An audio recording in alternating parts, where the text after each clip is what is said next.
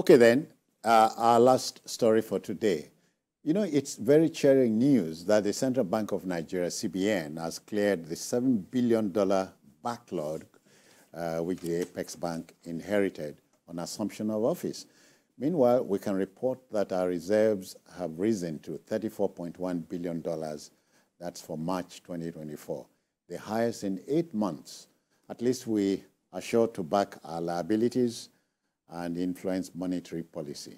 CBN Governor Yemi Cardoso is living up to his billing, if you ask me. Well, yes, but he's a much criticized man. Or am I assuming too much? No, you are not. You are not. I think I'm relieved that some of the measures being taken by the CBN are actually yielding fruit. Although I think that this should have started early. For example, yeah, you're talking about the clearing of the $7 billion. That's good. That's very good. And that has helped the dollars to actually appreciate. But what I was actually trying to talk about... You mean Naira? Naira, yes, sorry. What I was actually trying to say is CBN slept. They didn't start sleeping from the time of Cardoso, slept. And people were taking advantage of the loophole. You know, banks, before the eyes of CBN, were hoarding dollars. You know. But with the clamp down on BDCs, with the clamp down on people speculate, even speculators they are scared, you know, because of some of these things. So it's a very good thing that it is happening. But I see all of these things as just short-term to medium-term measures. The real work lies in actually building an economy that is very, very productive, an economy that relies less on importation and does more exportation. Jide, and more than anything else, getting the Apex Bank to perform its primary responsibility of making the monetary policy what it should be. Yes. Today what we are seeing is the power of prudent fiscal management and bold economic reforms. I dare say it's a new dawn because to hear that our foreign reserves have soared to levels that we last got to about 8 months ago is very cheering. It's cheering news, and no doubt investor confidence is coming back on account of the good things that are happening. Funds are coming in, and some of them are directly linked to even foreign direct investment, foreign capital injection into our economy. So I feel really happy. You know why I'm happy? Cardoso, the school principal, made up his mind early that he was going to clear this backlog of Forex claims. The reason it's important to clear it is investor confidence had been battered. Oh, yeah. People cannot live with a situation in which they are doing business in your country and their funds are trapped. Foreign airlines, JD, for instance. Yes, foreign airlines. Nigeria was accused of owing foreign airlines $812 million. Yeah. You know? And now these airlines have been given an opportunity to repatriate those funds. That is what the CBN has offered them through the I and E window. I want to believe that given that we are been able to clear these backlogs of Forex claims, some of the trips that the president made, that some of those investors were still dilly-dallying about, they will now know that if they come to Nigeria, they will be able to access their funds. They'll be able to take their funds out and bring their funds in. In fact, the president made that promise during his last trip abroad, because that is the big elephant in the room for investors, foreign investors. How do you come to do business in a country and you cannot move your funds? So the president can go everywhere he wants. If we do not instill that investor confidence and change the economic outlook, the investors won't come here. Those trips will amount to nothing at the end of the day. And I can see that the president realizes that, look, we need to deal with this problem so that they can all feel confident to come and do business here. And that's why he has prioritized paying this money. And when you are paying this money, you are doing that at a cost. Oh, yeah. You need to inject money into the foreign exchange market. You cannot do it consistently because you're also saving to clear this backlog. So it means now that liquidity should improve.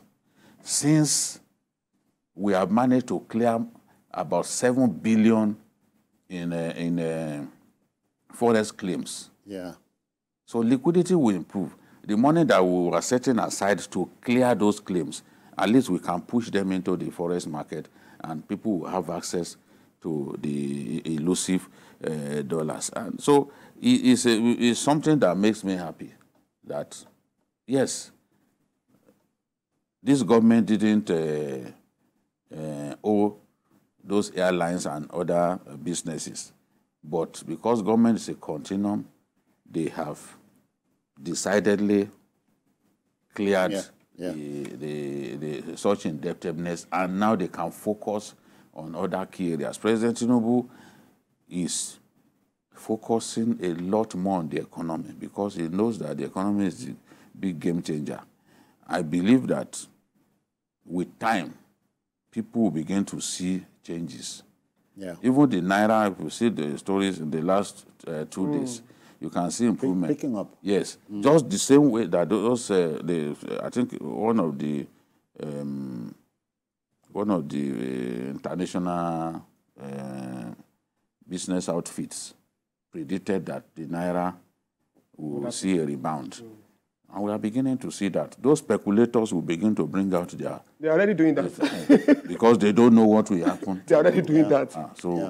And once there is improvement in liquidity, the Naira will appreciate. Yeah. Because it's a matter of demand and supply. Yeah. So Naira will appreciate. And Paul, you talked about some holes, you know. Yeah. You expect the CBN to plug the holes. Yeah.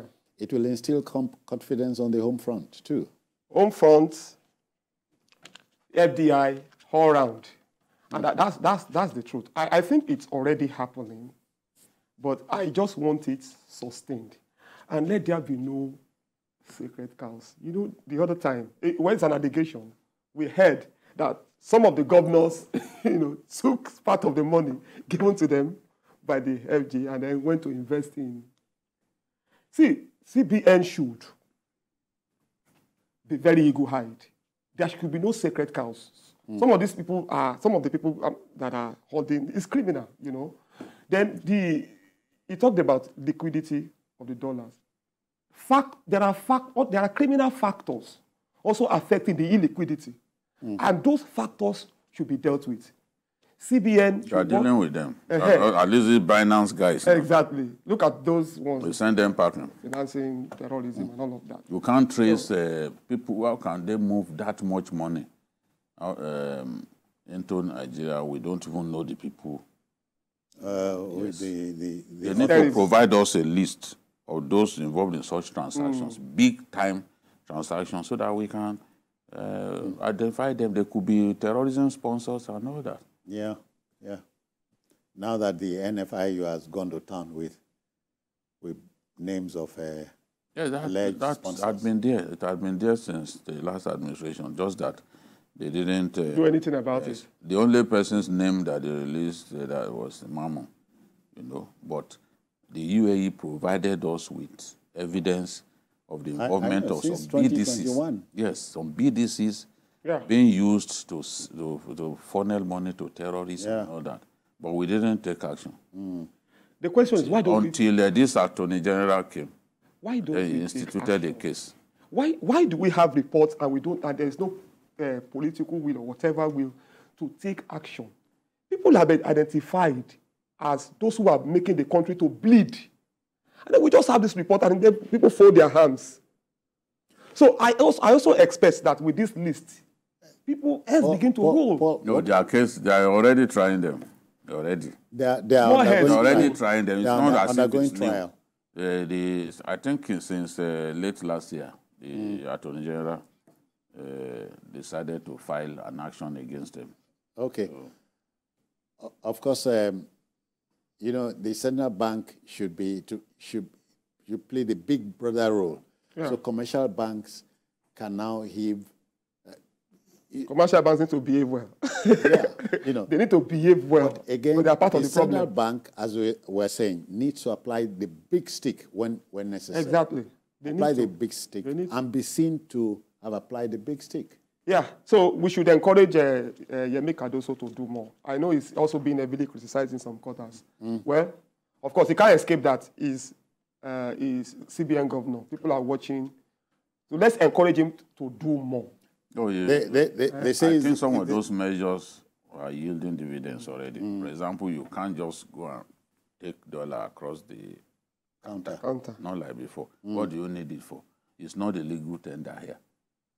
They will post it into your account. Yeah. And they've said that if you are selling dollar to a BDC above $10,000, you must show evidence of how you made the money and all that. Your record must be taken.